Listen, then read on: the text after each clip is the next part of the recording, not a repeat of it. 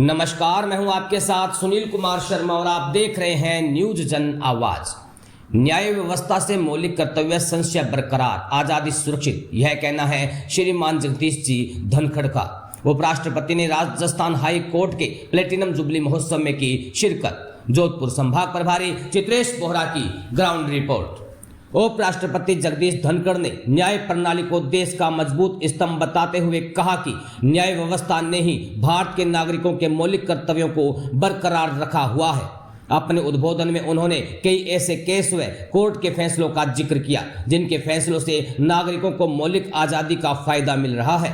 उपराष्ट्रपति धनखड़ ने यह बात शनिवार सुबह बार काउंसिल ऑफ राजस्थान के प्लेटिनम सिल्वर जुबली कार्यक्रम में कही।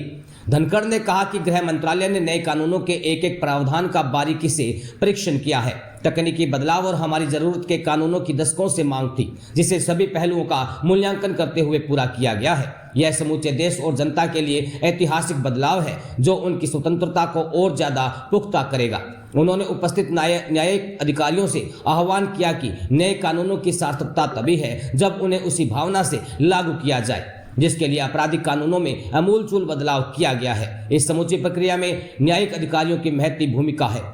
उपराष्ट्रपति ने कहा कि लोगों की आज़ादी उनके जीवन का वह कमजोर पहलू है जो आपके हाथ में है। ये कानून हमें औपनिवेशिक विरासत से मुक्त करने के लिए तैयार किए गए हैं। मानव जीवन का सबसे अनमोल पहलू स्वतंत्रता है। लोग लोकतंत्र से प्यार करते हैं, लेकिन वे स्वतंत्रता को अपनी जीवन रेखा मानते हैं। कानून प्रजा के लिए या बाहर से काम करने वाली संप्रभु शक्ति के लिए नहीं है, बल्कि वे हमारे से हैं, हमारे लिए हैं और हमें उन्हें वास्तविकता में अनुवादित करना है। उन्होंने कहा, मैंने संविधान में एक भयानक अभिव्यक्ति पर आपत्ति जताई है, अधीनस्थ न्यायपालिका। मेरी इच्छा है कि आप इसे खत्म कर दें। कार्यक्रम में बतौर मुख्य अतिथि के रूप में उपराष्ट्रपति जगदीश धनखड़ ने सभी को प्लेटिनियम सिल्वर जुबली की बधाई दी। कार्यक्रम में सुप्रीम कोर्ट न्यायाधीश एजी मसीह, न्यायाधीश संदीप मेहता, राजस्थान हाई कोर्ट के मुख्य न्यायाधीश मणि मोहन इंद्रवर, विधि मंत्री Jogaram Patel, bar council of India के अध्यक्ष मनन कुमार मिश्रा व बार काउंसिल ऑफ राजस्थान के चेयरमैन भुवनेश शर्मा सहित कई पूर्व न्यायाधीश व अधिवक्ताओं ने शिरकत की। जोधपुर संभाग प्रभारी चित्रेश बोहरा की रिपोर्ट के साथ देखते रहिए न्यूज जन आवाज। Distinguished audience is on track to overtake Japan and Germany. We are now the third largest economy in terms of purchasing power, and our foreign exchange reserves stand well over $600 billion. When I was a member of parliament in 1989, our foreign exchange then was dwindling around $1 billion, and our gold in physical form had to be airlifted to be placed to 2 Swiss banks.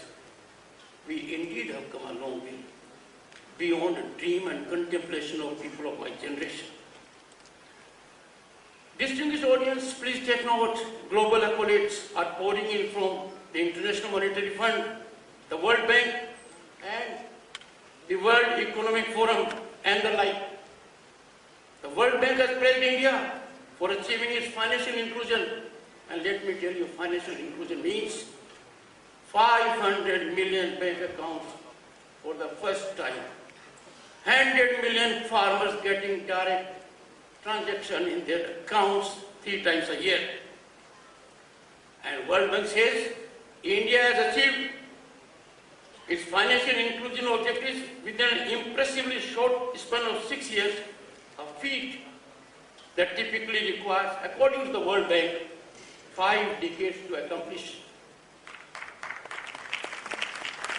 Similarly, distinguished audience, the International Monetary Fund, and there was a time when our neighboring countries know about it. They talked to the IMF for rescheduling. They talked to the IMF their difficulties. But what does the International Monetary Fund say about us? It has recognized India, our Bharat, as a prime favorite destination for investment and growth opportunities.